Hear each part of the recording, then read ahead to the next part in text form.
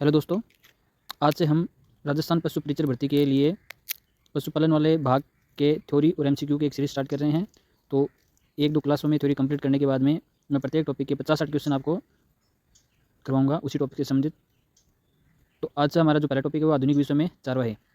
इसमें आपको सबसे पहले ये देखना है मवेशियों को अपने जीवन यापन के लिए आपको सिर्फ पढ़ते चलना है। जो क्वेश्चन बनेगा मैं आपको बता दूंगा, अंडरलाइन कर रखिए।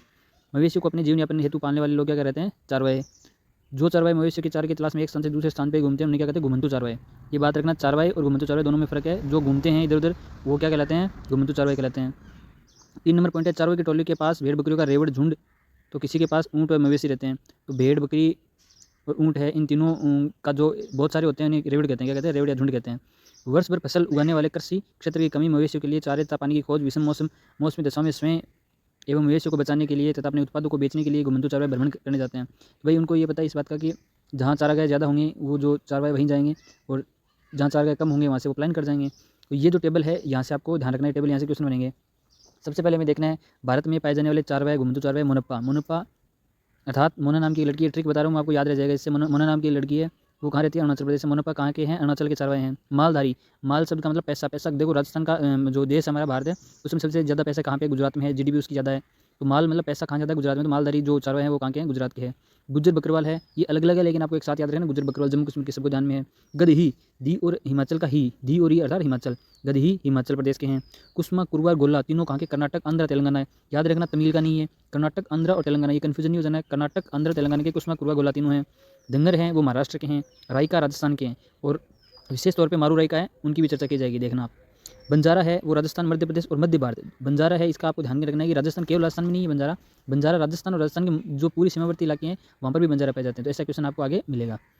इसके आगे भोटिया, शेरपा और किन्नौर। देखो आप देखते हो कि हिमालय जो पर्वत है उस पर चढ़ाई करने के लिए उत्तराखंड और नेपाल से जो व्यक्ति जाते हैं उन्हें क्या कहते हैं? शेरपा कहते हैं। तो उत्तराखंड के जो चारवाए उन्हें क्या कहते हैं? शेरपा, भोटिया, किन्नौरी। मैं आपको समझाने के लिए बता रहा हूँ ये।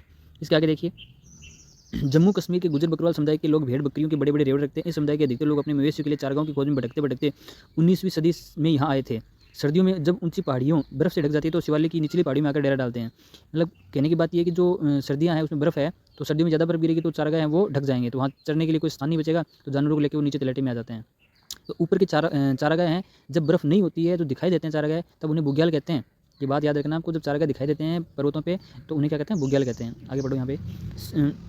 अप्रैल के अंत तक गर्मियों के चारागाहों के लिए वे उत्तर दिशा में जाने लगते हैं। इस सफ़र में कई परिवार काफिला बनाकर साथ साथ चलते हैं और वे पीर पंजाल के दर्रों को पार करते हुए कश्मीरी घाटी में पहुंच जाते हैं।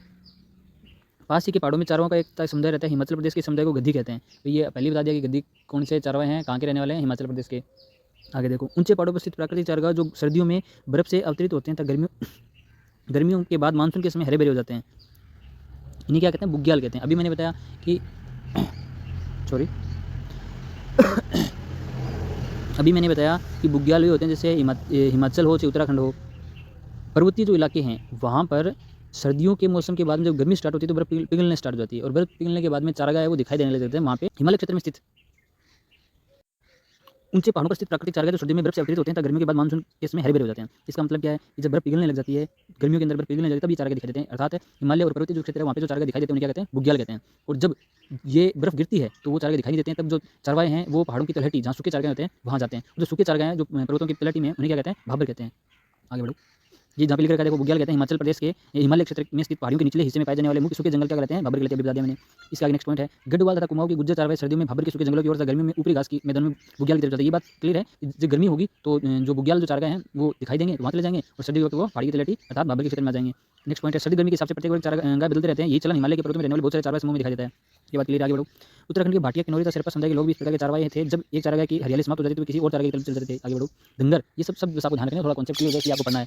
धंगर जो महाराष्ट्र का एक जाना माना चारवाए समूह है। 20वीं सदी के आरंभ में 4,67,000 इनकी संख्या थी। धंगर गडेरिए बरसात के दिनों में महाराष्ट्र के बीच पठारों में रहते थे। ये एक अर्ध शुष्क क्षेत्र था जहाँ बारिश बहुत कम होती थी तथा मिट्टी भी खास उपजाऊ नहीं थी।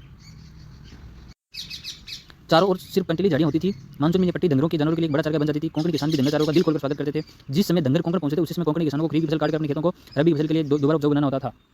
क्यों? क्योंकि देखो, जो पशु हैं जो खेत में चरेंगे तो पशु को चारा मिल जाएगा, और पशु की जो मलमूत्र और जो अपशिष्ट पदार्थ है उनसे खेतों में खाद मिल जाएगी, तो वो किसान भी खुश रहते थे उनसे।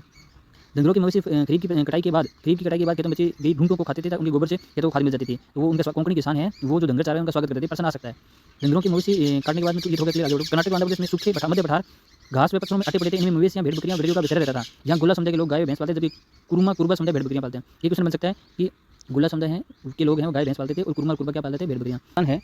बंजारा केवल असम में नहीं पाए जाते, उसके आसपास की जो सीमावर्ती इलाके वहाँ पर भी जाते थे। बंजारा समुदाय है उत्तर प्रदेश, पंजाब, मध्य प्रदेश, महाराष्ट्र के कई क्षेत्रों में रहते हैं। ये लोग बहुत दूर तक चले जाते थे और रास्ते में अनाज तथा चारे के बदले गाँव वालों को खेत जोतने वाले जानवर तथा दूसरी चीजें बेचते थे। वे जहाँ भी जाते अपने जानवरों के लिए अच्छे चारे की खोज में रहते हैं। राजस्थान के रेगिस्तान में राई का समुदाय खाना था, ये बारिश बहुत कम होती थी। राई का अर्थात मारू राई का, जो कि ऊँट पालक जाती होती है, ठीक है, ऊँट पालक जाती या चारवाई कह सकते हैं। और पाबूजी जो राठौड़ है उनको श्रेय जाता है, राजस्थान में ऊँट लाने का श्रेय जाता है। राई का समुदाय किससे संबंधित है, ऊँट पालक जाति से। तो हमारा आज का सेशन कैसा लगा कमेंट सेक्शन में अवश्य बताइए। धन्यवाद।